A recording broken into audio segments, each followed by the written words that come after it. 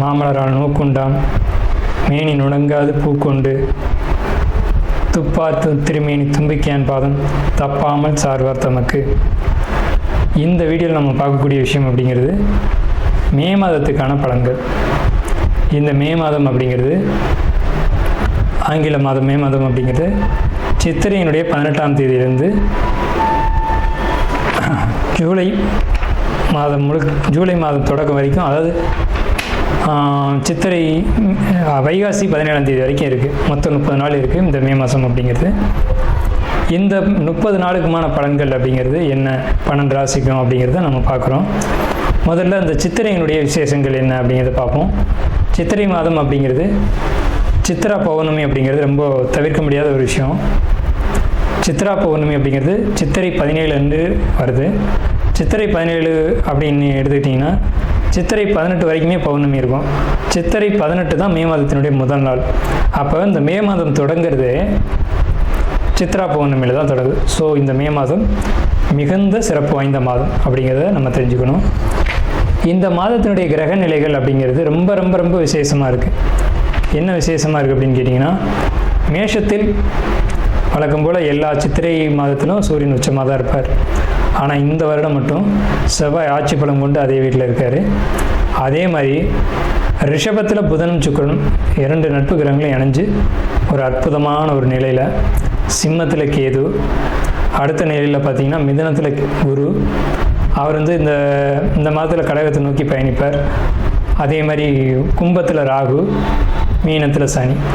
இந்த மாதிரியான விசேஷம் கொண்ட ஒரு கிரக அமைப்புகள் இந்த மே மாதத்தில் அமைஞ்சிருக்குது அப்படிங்கிறது 12 ராசிக்குமே ரொம்ப ரொம்ப ரொம்ப சிறப்பான பலன்களை கொடுக்க இருக்குது.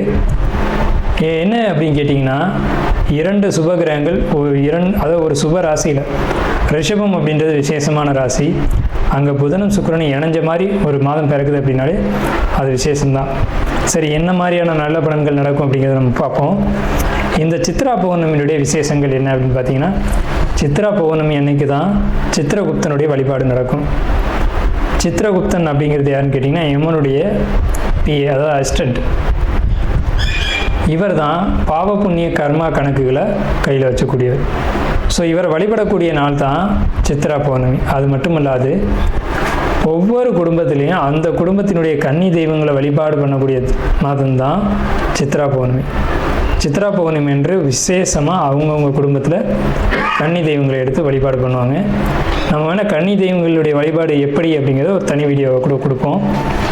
ஸோ கன்னி தெய்வ வழிபாடு அப்படிங்கிறது ரொம்ப விசேஷமானதும் கூட, முக்கியத்துவம் வாய்ந்ததும் கூட. இதில் சித்திரகுப்தனுடைய வழிபாடு ரொம்ப ஒரு அவசியமான விஷயம். அதே மாதிரி திருவண்ணாமலை கிரிவலம், அவரவருடைய குலதெய்வ வழிபாடு. இதில் வந்து ரொம்ப குறிப்பிட்டு பேசணும் அப்படின்னா அன்னதானம் கொடுக்கறது. இந்த சித்திரை மாதத்தினுடைய ஒரு உக்கிரமான காலகட்டத்தில் அன்னதானம் கொடுக்கறத காட்டிலும் வந்து நீர்மோர் கொடுக்கறது, தாகத்துக்கு தண்ணீர் கொடுக்கறது, இதெல்லாம் ரொம்ப ரொம்ப விசேஷம். ஸோ அவங்க வயிறு குளிர்றது போல், மனம் குளிர்வது போல் உங்களுக்கு வந்து கர்மா வந்து தீர்க்கப்படும் அப்படிங்கிறது முக்கியமான விசேஷம். ஸோ இது முக்கியமான விஷயம். அதே மாதிரி இந்த சித்திரை மாதத்தில் கத்திரி வெயில் அப்படிங்கிறது மே மாதம் 4ஆம் தேதி அன்னைக்கு வந்து மே 28 வரைக்கும் இருக்கும். இந்த 25 நாட்களும் மக்கள் வந்து அதிகப்படியாக யாரும் வெளியில் வராமலும்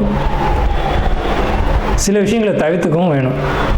மாண்புமிகு மகர ராசி அன்பர்களே, உங்களுக்கு இந்த மே மாதம் அற்புதமான ஒரு மாதம்னு சொல்லணும். என்னன்னு கேட்டிங்க அப்படின்னா, பொருளாதார வளர்ச்சி, தொழில் முன்னேற்றம், புதிய தொழிலில் ஈடுபடக்கூடிய ஒரு வாய்ப்புகள், இதெல்லாம் வந்து உங்களுக்கு இந்த மாதத்தில் ஏற்பட இருக்குது. அயன சயன போகங்கள் உங்களுக்கு இந்த மாதத்தில் சிறப்பாக இருக்கும். ஆலய பயணங்கள் அதிகமாக போயிட்டு வருவீங்க. நீண்ட தூரம் தேடி பழமையான ஆலயங்களை போய் தரிசித்துட்டு வரணும் அப்படிங்கிறதுல ஒரு எண்ணம் உங்களுக்கு உருவாகும். வண்டி வாகன சுகபோகங்கள் உங்களுக்கு இந்த மாதத்தில் கைகூடி வருது. புதிய வண்டி வாங்கிறது அல்லது எதிர்பார்த்த வாகனங்களை வாங்கிறது, லக்ஸரியான பைக்ஸ் வந்து நீங்கள் வாங்கிறது அப்படிங்கிற மாதிரியான ஒரு அமைப்பு இதெல்லாம் வந்து உங்களுக்கு வரும்.